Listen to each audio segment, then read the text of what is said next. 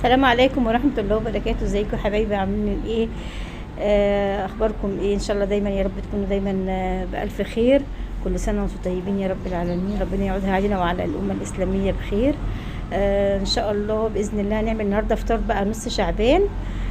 ده جيك بقى من الفراخ بتاعتي، انا مربياها يا جماعة في البيت. ديت الفراخ ديت نوعها بلدي هجين. انا قلت نذبح كده بقى ديك منهم كده ونشوف هيبقى عامل ازاي وطعمه عامل ايه. حلوه قوي الفراخ البلدي في البيت، جميله، بتاخد الفضلات اللي موجوده في البيت بدل ما ترميها، اي حاجه الفراخ بتاكلها. انا كده ذبحته طبعا، فكانش ينفع ان انا اصوره وانا بذبحه. لكن هنضفه معاكم بقى كده وتشوفوا ايه نظافه الفراخ في البيت بتبقى عامله ازاي. تحت الميه الجاريه كده بتفتحي بقى كده عن عند الرقبه كده اهوت عشان تطلعي ايه العرق بتاع الدم ده، عشان ما يفضلش ينزل معاكي ايه دم في الميه لما بتنقعيه ولا حاجه. تمام. وتشيلي اي كده حته ملهاش اي لازمه كده وتنضفي تحت الميه بالسكينه كده، وتشيلي الحته اللي من ورا ديت عشان الزفاره، وبرده نفس الحته من جوه برده عشان ايه ما تبقاش الفراخ زفره معاكي.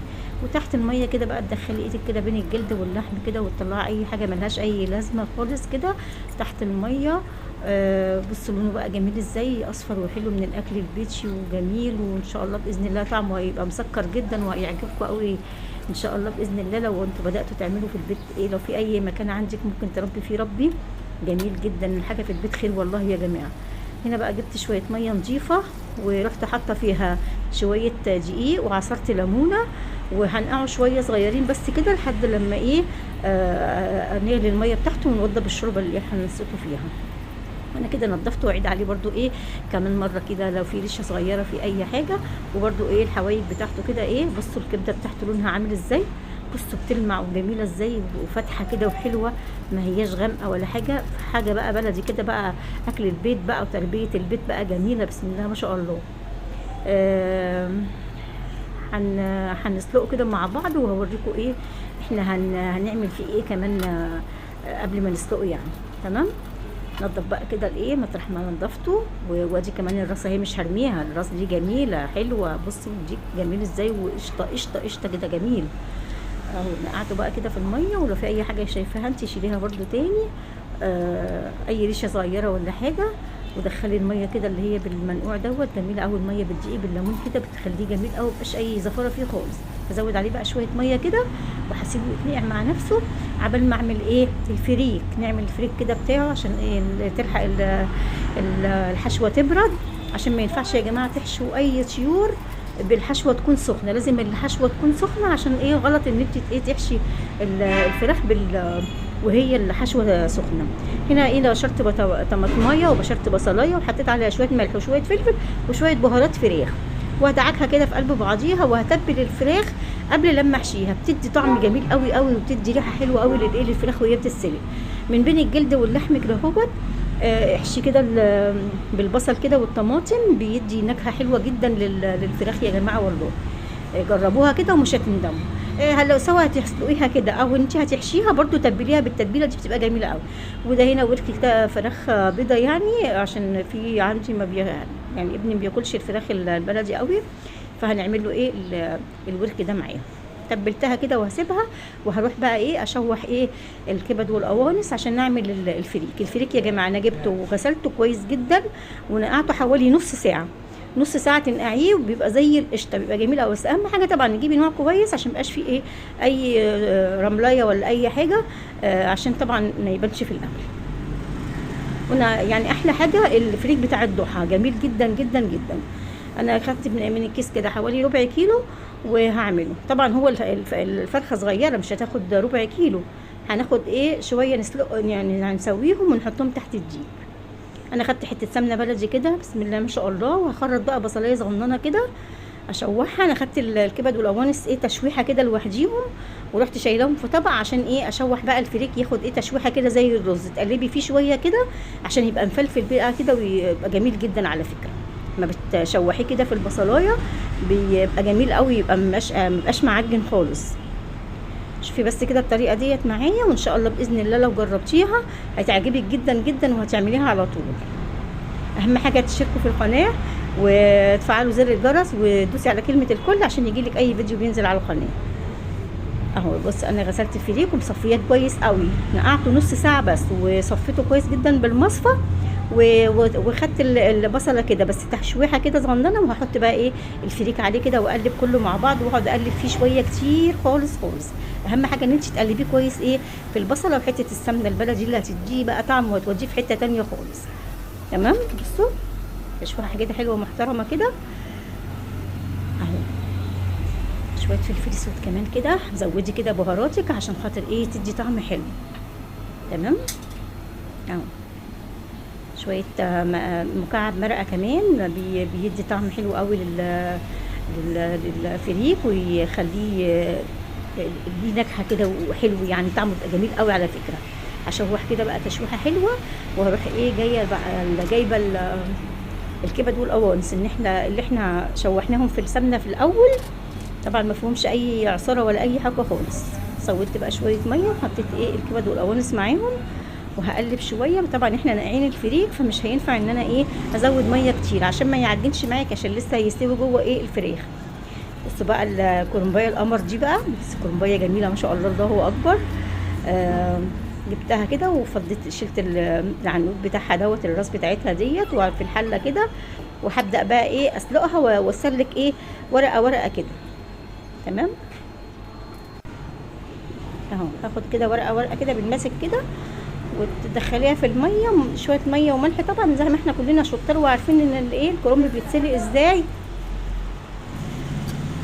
بس اهو بصوا هطلعه كده على الميه البارده واروح ايه مطلعه على بعضه كده، عشان ده الكرنب ده مش بلدي، الكرنب ده بيقولوا عليه سبعيني او حاجه كده بس جميل قوي. تمام وتطلعيه في الميه البارده وتروحي بقى مطلعاه ومصفياه اهو. ما بياخدش يعني وقت كتير، مجرد ان هي دبلت كده وقلت كده في الحله اعرفي ايه ان الكرنب بتاعك استوى. بس حطي بقى ايه ورقه ورقه كده او 2 3 كده مع بعض بحيث ان ايه ما تعرفي تقلبيه وما يتهريش منك اهو. بصي اهو بصي طلعته بقى كده، طلعته على بعضه اهو. ابدا بقى ايه اروح شايله العرق بتاعه دوت واروح ماسكه بقى مطبقه الورقه كده واروح مقطعاها 3 2 زي ما انت عايزه، قطعي زي ما انت بتحبي ايه مقاس الكرنب بتاعك المحشي بتاعك زي ما بتحبي ايه المقاس بتاعه اهو. بقى خير الامور الوسط، خليها كده ايه على 3 تبقى جميله قوي. سوي الورقه كده مع بعضيها وقطعي. جيت هنا بقى في الحله حطيت بقى ايه ماده دهنيه سمنه وزيت، ورحت بقى مخرطه بصل وقطعت عليه فلفل اخضر وفلفل احمر وخدوا ايه تتبيله كده. بس في البصل ما تحمرهاش قوي عشان يبقى المحشي بتاعك مسكر وجميل قوي. ورحت بقى ايه فرمت شبشق طماطم ورحت حطاه، واحط بقى ملح وفلفل وبابريكا وكمون اساسي طبعا ومكعب مرق، وهقلب وتاخد بس غلوه واحده بس كده، وهروح ايه بقى نازله بالرز اهو. اهو بصي تشويحه بس صغننه خالص واطفي عليه البوتاجاز، ما تطوليش عليه عشان الايه الرزايه ما تنشفش معاكي في الحله. عايزاه يبقى جوسي طري كده ويبقى جميل قوي. ماشي تقليبه واحده بس كده وهطفي النار على طول. طبعا انا كنت مخرطه الخضره اللي هي شبت وبقدونس وكزبره ومغسلاهم كويس جدا قبل ما اخرطها ومصفياها، وهحط بقى كده عليها وتقلبي كده. بصي بقى لون الخضره جميل ازاي عشان ما حطيتهاش وهي سخنه. ما تحطيش الخلطه الشبت والبقدونس والكزبره على الخلطه وهي سخنه عشان ما تتبلش وتبقى باينه معاكي كده ومنعنشه ومنعناها كده جميله قوي. وهلف بقى المحشي زي ما انتم شايفين سهل وبسيط خالص ما فيهوش اي مشكله. جميل. البنات اللي لسه بتقول بسم الله الرحمن الرحيم في المطبخ كده تعلمي لفه الورقه سهله وبسيطه وما تخافيش، وجربي ومره على مره هتعرفي تظبطي كده صباع المحشي وترصيه رصه حلوه كده في الحله وتبقى بسم الله ما شاء الله بقى ايه احلى حله محشي. هنا خلاص بسم الله ما شاء الله الفريك عندي كان استوى وبرد تماما يا جماعه. لازم الخلطه تبرد. بصي مش مطلع دخان ولا اي حاجه خالص. حطي بقى كده الفريك، طبعا انا واخداه 3/4 سوا مش مسويه على الاخر، خدت منه جزء خليته برد والجزء التاني سويته سوا كامل عشان ايه يتاكل كده جنب الاكل اهو. بصي هحط بقى كده مش يعني ما تكبسهاش قوي، يعني عايزه اوصل لك ان انت ما تكبسهاش قوي عشان خاطر ايه يستوي كده ويفلفل كده ويبقى جميل قوي. وبرده الصدر بتاعه حط معلقه هنا ومعلقه هنا، وبرده ما تكتريش كده عشان ايه ما يفرقعش منك في الحله ولا حاجه. تمام اهو. ما تكتريش في الصدر قوي، احنا اهم حاجه بس ان احنا ايه نحشي من جوه كده ياخد طعم الفراخ كده ويبقى طعمه جميل قوي. الفريك حلو قوي لما تحشي بيه الفراخ والحمام يبقى جميل قوي. كتريش كده ومعلقه كده ومعلقه من هنا اهوت وخلاص. وهبدا بقى اروح انا ايه مكتفاه كده اهوت، منزله كده الرجل بتاعته. الفراخ البلدي يا جماعه بتبقى عظمتها ناشفه شويه يعني، يبقى جامد كده. مهلك كده وايه، ودخلي واحده والتانيه وراها على طول وخلاص، وخلص على كده وبقى زي القمر اهو. بصوا عامل ازاي، بصوا. ولا اشترينا بقى من بره، ولا الفراخ غاليه ولا الفراخ رخيصه، عندك في البيت الخير كله. غليت الميه، حطيت بقى الجيب كده وهوري بالحله كده لحد ما الوش بتاعها يطلع. وبعدين ابدا احط التوابل بتاعتي، بصل وجزر وملح وفلفل وكمون وورق لورا. كمون ايه، لا فلفل اسود وملح وورق لورا وحبهان وخلاص. واقفل عليه والملح بتاعه وخلاص، واقفل عليه. هنا بقى النور اتقطع يا جماعه، معلش سامحوني، بس كان لازم طبعا ايه اكمل الاكل بالكشاف كده. وقفت برده كملت الاكل الحمد لله، ما وقفناش اهو. هنعمل بقى شويه قلقاس كده من اللي احنا مفرزينه مع بعض. هوريكم القلقاس اللي انا مفرزاه معاكم.